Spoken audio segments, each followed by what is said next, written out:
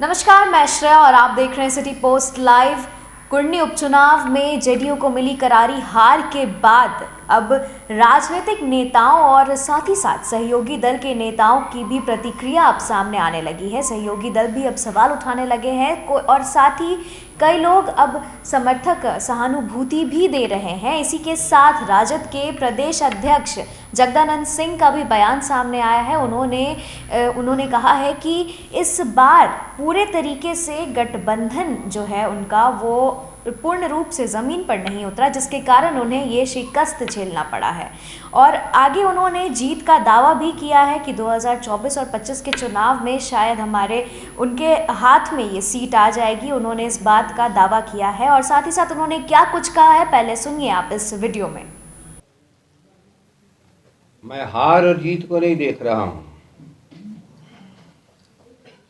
दोनों नेता नहीं हैं, एक बड़ी आबादी के प्रतिनिधि हैं। एक बिहार के इतिहास को समेटे हैं और एक में बिहार को इतिहास बनाने की क्षमता लोग देख रहे हैं।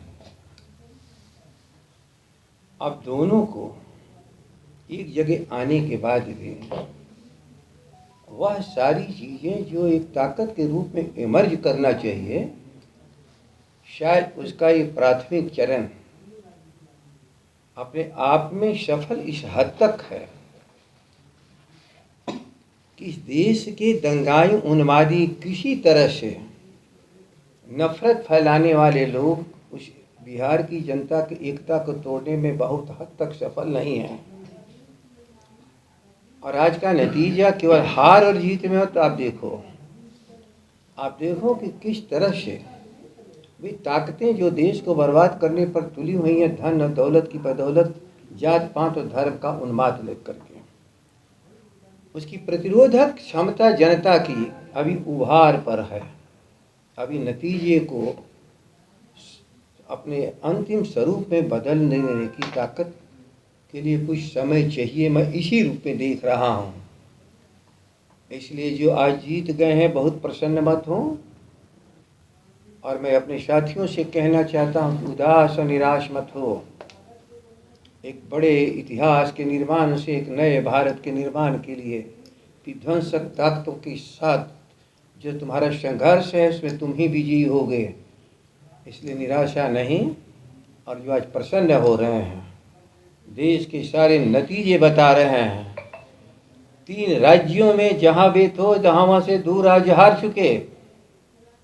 एक केवल कुढ़नी की बदौलत, निश्चित कुढ़नी अपने आप में चुनाव नहीं था, भारत के भविष्य के एक संकेत इस बिहार के लोगों ने देने का प्रयास किया, उसमें सफलता नहीं मिली।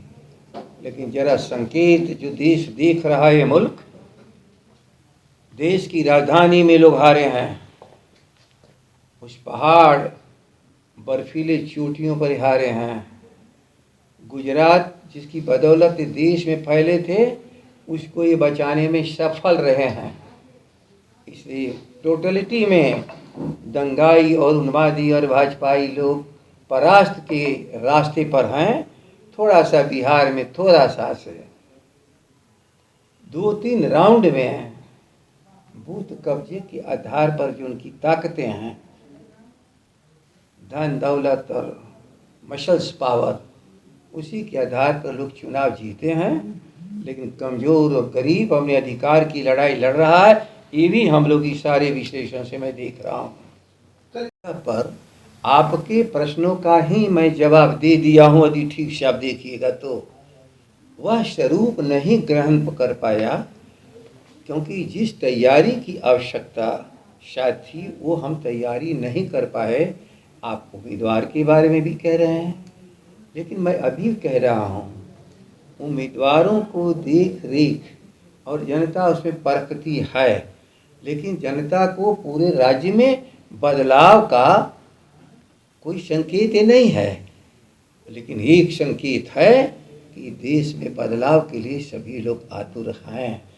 ये 3-4 राउंड अर्थात कुल मिला करके 15-20 बूथों का ये नतीजा, और एक सारे नतीजों को नीचे खड़ा कर दिया। आप भी जानते हैं 19 राउंड तक हमारा उम्मीदवार जीत रहा था। ये अंतिम जो 4-5 राउंड हुए और कुछ सेलेक्टेड बूथ पर शायद वहाँ गरीब कमज़ोर शायद अपने मत का प्रयोग सही ढंग से नहीं कर पाया, इसलिए नतीजे में इतना दिखता है। लेकिन बिहार बहुत बड़ी जगह है, जब बिहार का चुनाव होगा तो ये कमज़ोर और गरीबों की एक बड़ी ताकत बिहार और देश को एक दिशा देगी। मैं इस सारे नतीजे से मुझे विश्वास पैदा हुआ। सुशील मोदी ने कहा है कि तो देखा आपने किस तरीके से जगदानंद सिंह सहानुभूति भी दे रहे हैं और साथ ही साथ कहीं ना कहीं इसे एक तरीके का आप कहें तो अब सहयोगी दल अब एक चेतावनी के भी रूप में ले रहे हैं। तो आगे क्या कुछ होगा और देखना ये दिलचस्प होगा कि अब उनके इस बयान पे सामने वाले पार्टी से किस तरीके का पलटवार आता है। और ऐसे ही तमाम बड़ी अपडेट्स के लिए हमारे साथ बने रहें और देखते रहें सिटी पोस्ट लाइव। और अगर आपको ये वीडियो पसंद आया हो तो इसे लाइक करें, शेयर करें और हमारे चैनल को सब्सक्राइब करना ना भूलें।